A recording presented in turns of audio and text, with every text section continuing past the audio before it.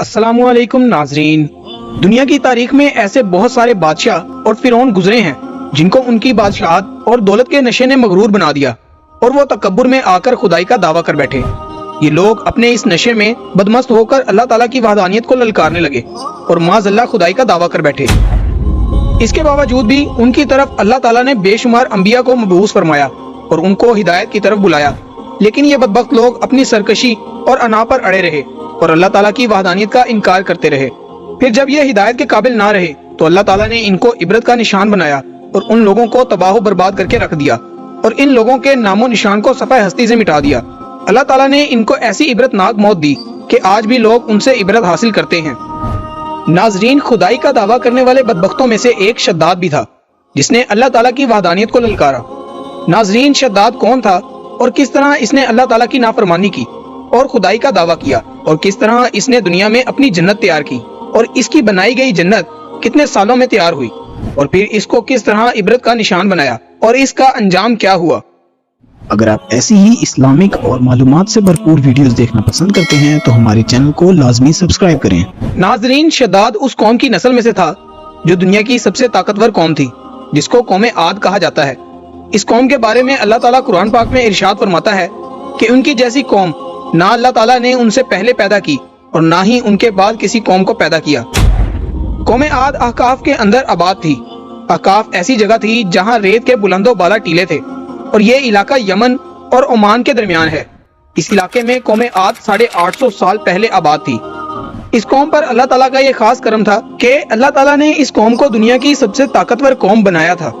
इस कौम के पास बेशुमार जानवर और पीने के लिए मीठा पानी था। इसके अलावा भी अल्लाह ताला ने इस कौम को बेशुमार नेमतों से नवाजा था।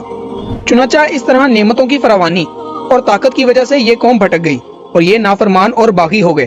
उनकी हिदायत के लिए अल्लाह ताला ने हजरत हूद अलैहिस्सलाम को उनकी तरफ मबूस फरमाया। हजरत हूद अलैहिस्सलाम अल्लाह ताला के हुक्म से इस कौम को तबलीग करने लगे और अल्लाह ताला की वहदानियत की तरफ बुलाने लगे, लेकिन ये कौम अपने कुफ्र और शिर्क से बाज ना आई और हजरत हूद अलैहिस्सलाम का मजाक उड़ाने लगी। शद्दाद, जो कि इसी कौम की नस्ल में से था, वो इसी कौम का बादशाह था और ये दो भाई थे। रवायात में आता है कि एक का नाम शद्दाद था और दूसरे का नाम शदीद था। शदीद पहले बादशाह बना और वो फौत हो गया। उसके बाद शद्दाद ने बादशाहत संभाली और इसी तरह यह दुनिया की सबसे ताकतवर कौम आद का बादशाह बन गया। नाजरीन, शद्दाद एक बहुत बड़ी सल्तनत का बादशाह था।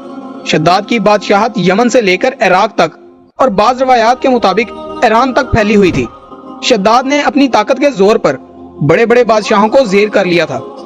हजरत हूद अलैहिस्सलाम ने इस बादशाह शद्दाद को बहुत समझाने की कोशिश की, लेकिन इसका दिल भी बंद था। चुनाचा जब हजरत हूद अलैहिस्सलाम ने इस शद्दाद बादशाह को अल्लाह ताला की वहदानियत की तरफ बुलाया और एक खुदा की इबादत करने का हुक्म दिया, तो उस वक्त शद्दाद और हजरत हूद अलैहिस्सलाम के दरमियान एक जबरदस्त मुकालमा हुआ, जिसमें शद्दाद ने हजरत हूद अलैहिस्सलाम से पूछा कि अगर मैं अल्लाह ताला पर ईमान ले आऊं तो मुझे क्या मिलेगा। तो उस वक्त हजरत हूद अलैहिस्सलाम ने फरमाया कि तुम पर जन्नत हलाल हो जाएगी। तो जन्नत का सुनते ही शद्दाद हजरत हूद अलैहिस्सलाम से पूछने लगा कि ये जन्नत क्या है। तो हजरत हूद अलैहिस्सलाम ने शद्दाद को जन्नत का नक्शा बताया और जन्नत की नेमतों के बारे में बताया। हजरत हूद अलैहिस्सलाम की ये बात सुनकर शद्दाद मुस्कुराने लगा और हजरत हूद अलैहिस्सलाम को कहने लगा कि ये कौन सी बड़ी बात है, ऐसी जन्नत तो मैं भी तैयार कर सकता हूँ। हजरत हूद अलैहिस्सलाम ने शद्दाद को इस कुफ्र और शिर्क से रोकने की बहुत कोशिश की, लेकिन ये बदबख्त बाज ना आया। चुनाचा उस वक्त शद्दाद ने अपनी कौम के बड़े बड़े कारीगरों को इकट्ठा किया और अहकाफ में इरम के मुकाम पर 20 कोस लंबी और चौड़ी जन्नत बनाने का काम शुरू करवा दिया। चुनाचा शद्दाद की इस तैयार करदा जन्नत में सोने और चांदी की ईंटें लगाई गई और जवाहरात भी लटकाए गए। उसने इस जन्नत में दूध, शहद और पानी की नहरें भी रवां कर दी और दुनिया के खूबसूरत दरख्त और पौधे भी लगवा दिए और इस जन्नत को सजा दिया। कौम आद क्योंकि पहले ही बुलंदो बाला पहाड़ तराश कर महलात बनाने के अंदर माहिर थी और शद्दाद के दौर में ये फन अरूज पर था। चुनाचा रेत के इन बुलंदो बाला टीलों पर बड़े बड़े सतून खड़े कर दिए गए और उन सतूनों पर बड़ी बड़ी सोने और चांदी की इमारतें बना दी गईं। शद्दाद ने यह फैसला किया था कि जब तक उसकी बनाई जाने वाली ये जन्नत तैयार ना होगी उस वक्त तक वो अपनी जन्नत के अंदर कदम नहीं रखेगा। चुनाचा शद्दाद के हुक्म के मुताबिक जन्नत तैयार होने लगी और शद्दाद बेसब्री के साथ उस जन्नत का काम मुकम्मल होने का इंतजार करता रहा। शद्दाद की इस जन्नत को तैयार होने में 12 साल लगे। 12 साल के अंदर जब ये जन्नत तैयार हो गई और उसको बहुत ही खूबसूरत बना दिया गया تو اس وقت شداد کو اس کی جنت تیار ہونے کا پیغام پہنچا دیا گیا۔ چنانچہ شداد جنت کا تیار ہونے کا پیغام سنتے ہی بہت خوش ہوا اور شداد جنت کو دیکھنے کے لیے اپنی قوم کے ساتھ جنت کی طرف نکل پڑا۔ چنانچہ شداد ابھی جنت کے دروازے پر پہنچا ہی تھا کہ اس نے اپنے سامنے ایک شخص کو کھڑا دیکھا۔ شداد اس شخص کو دیکھتے ہی پہچان گیا اور اپنے ساتھیوں سے کہنے لگا، یہ شخص مجھے جنت میں داخل نہیں ہونے دے گا۔ تو اس وقت شداد کے ساتھیوں نے پوچھا کہ یہ شخص کون ہے اور جنت میں کیوں داخل نہیں ہونے دے گا؟ تو اس وقت شداد نے ان سے کہا کہ یہ ملک الموت ہیں جو کہ میری روح قبض کرنے کے لیے آئے ہیں اور یہ مجھے جنت میں داخل نہیں ہونے دیں گے۔ اس وقت شداد ملک الموت سے عرض کرنے لگا کہ مجھے صرف اپنی جنت میں قدم رکھنے کی مہلت دے دی جائے، لیکن ملک الموت نے جواب دیا، مجھے اللہ تعالیٰ کی طرف سے حکم ہے کہ میں تمہیں تمہاری جنت کے اندر قدم نہ رکھنے دوں۔ شداد ملک الموت کے سامنے بہت رویا اور گڑ گڑایا، لیکن ملک الموت نے اللہ تعالیٰ کے حکم کی تکمیل کرتے ہوئے شداد کی روح قبض کر لی۔ چنانچہ شداد کی موت کے بعد حضرت جبرائیل علیہ السلام نے ایک زوردار چیخ ماری اور شداد کی بنائی ہوئی جنت زمین کے اندر دھنس گئی اور غائب ہو گئی۔ شداد کی اس عبرتناک موت کے بعد حضرت ہود علیہ السلام نے قوم عاد کو بہت سمجھایا، لیکن قوم عاد باز نہ آئی۔ حالانکہ شداد کا یہ انجام قوم عاد کے لیے کافی تھا، لیکن جب انسان کی عقل پر غرور کا پردہ ہوتا ہے تو چاہے شداد ہو یا شدید، اس کو کسی کام کا انجام دکھائی نہیں دیتا۔ اسی وجہ سے یہ قوم باز نہ آئی اور اللہ تعالیٰ کی وحدانیت سے انکار کرتی رہی، یہاں تک کہ حضرت ہود علیہ السلام مایوس ہو گئے۔ تو اس وقت اللہ تعالیٰ نے حضرت ہود علیہ السلام کو حکم دیا کہ اپنے ساتھیوں کو لے کر اس علاقے سے چلے جائیں۔